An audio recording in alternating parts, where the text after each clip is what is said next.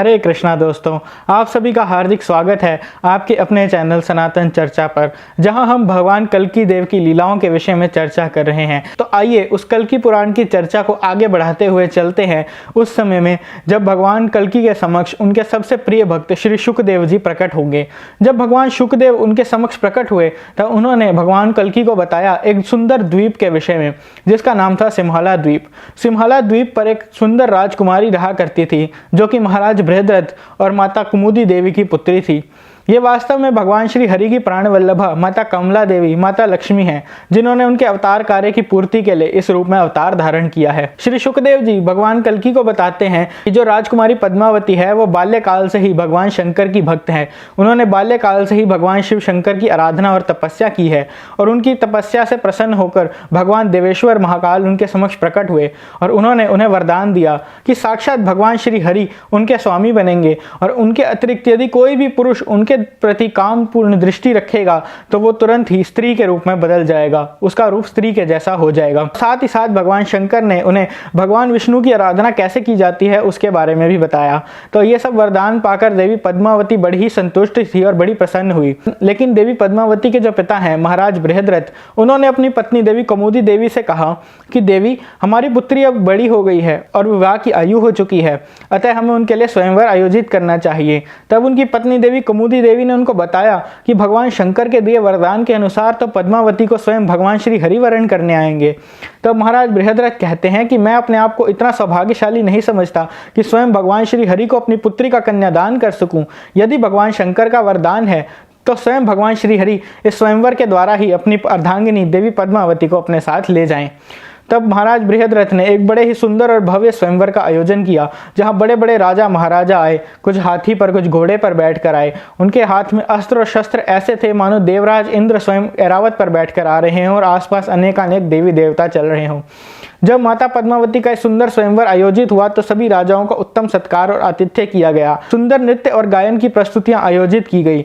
तत्पश्चात देवी पद्मावती का आगमन हुआ। देवी पद्मावती हाथ में फूलों की माला लेकर अपने वर को चुनने लगी। जैसे ही सभी राजा महाराजाओं ने देवी पद्मावती के प्रति काम दृष्टि रखी, उन्हें अपनी पत्नी अपनी अर्धांगिनी बनाने की इच्छा करी, तुरंत ही वो सबके सब भगवान शिव के वरदान के अनुरूप स्त्री रूप में परिवर्तित हो गए। उनका चाल चलन, उनकी वाणी, उनका नृत्य एवं गायन सब कुछ स्त्रियों के समान हो गया। यह सब देख के वे बड़े ही दुखी थे।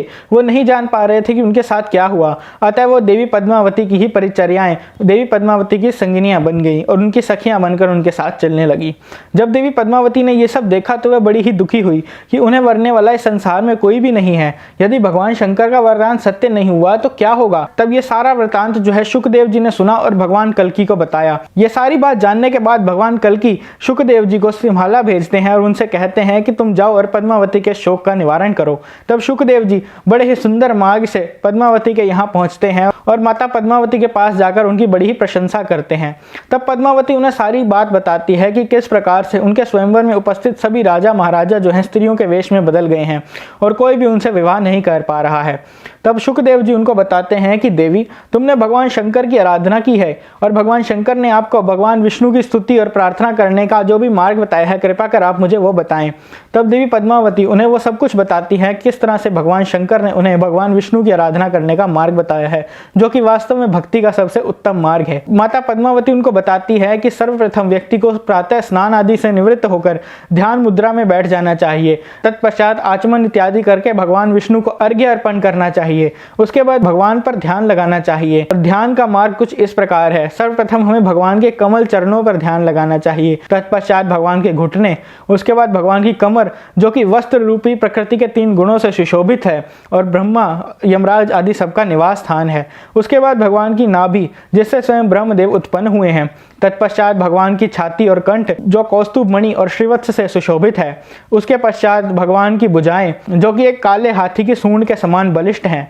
भगवान की राइट साइड पर भगवान की जो दक्षिण भुजाएं हैं उनमें भगवान ने शंख और गदा को धारण किया है और जब भगवान की लेफ्ट साइड की आर्म्स हैं, भगवान की वाम भुजाएं हैं, उनमें भगवान ने सुदर्शन चक्र और कमल पुष्प को धारण किया है। तत्पश्चात भगवान श्याम सुंदर के दिव्य अधरों जो कि प्रसन्नता से सदा प्रफुल्लित रहते हैं उनका ध्यान करना चाहिए। तत्पश्चात भगवान की नासिका का ध्यान करें जहां से उत्पत्ति, पालन और संहार के कार्य होते हैं। तत्पश्चात भगवान की भ्रुकुटी और भ्रुकुटी के मध्य सुशोभित तिलक, पश्चात भगवान के कर्ण जिनमें मछली के आकार के कुंडल सुशोभित हैं, भगवान के कमल नेत्रों का ध्यान करना चाहिए, भगवान के सुंदर केश राशि का और भगवान के मुकुट का ध्यान करना चाहिए। इस प्रकार से चरणों से लेकर भगवान के शीश तक भगवान का ध्यान हमें करना चाहिए। और वो भी स्तुति बताई जो भगवान शिव ने उन्हें बताई थी। और इस स्तुति का गायन करने से माता पद्मावती शुकदेव जी को कहती हैं कि प्रत्येक व्यक्ति के जीवन के चारों पुरुषार्थ धर्म, अर्थ, काम और मोक्ष उन्हें प्राप्त हो जाते हैं और साथ ही साथ सभी इच्छाएं पूर्ण होती हैं। जो साधक भक्ति में आगे बढ़ना चाहते हैं उन्हें निर्मल भक्ति की भी प्राप्ति होती है। इसके बाद शुकदेव जी बड़े ही प्रसन्न हुए और उसके बाद माता पद्मावती को उन्होंने बताया कि स्वयं साक्षात परम भगवान श्री हरि इस संसार में संभल ग्राम में विष्णु यश पंडित जी के पुत्र के रूप में अवतरित हो चुके हैं। तो माता पद्मावती ने जब ये सुना तो शुकदेव जी को अपने पास बुलाया और उन्हें अपने पास बिठाया और उनसे पूछा कि कौन है कल्कि, कौन है भगवान विष्णु के अवतार। तब भगवान शुकदेव गोस्वामी ने सब कुछ उन्हें वर्णन किया कि किस प्रकार भगवान वहां प्रकट हुए हैं और वही उनके पति बनेंगे, वही उनके स्वामी बनेंगे।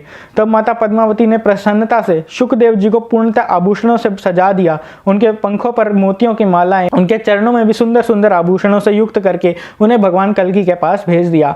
भगवान कल्कि के पास जब शुकदेव गए तो भगवान कल्कि ने उन्हें अपने हाथ में उठाया और उनसे पूछा कि आपने इस मार्ग में क्या क्या देखा, आपने पद्मावती से क्या क्या कहा, वो सभी वृतांत मुझे बताइए। तब शुकदेव जी सारा का सारा वृतांत, उन्होंने क्या क्या पद्मावती से सुना, पद्मावती को क्या क्या बताया और मार्ग में क्या क्या देखा, सब कुछ भगवान कल्कि को बताया।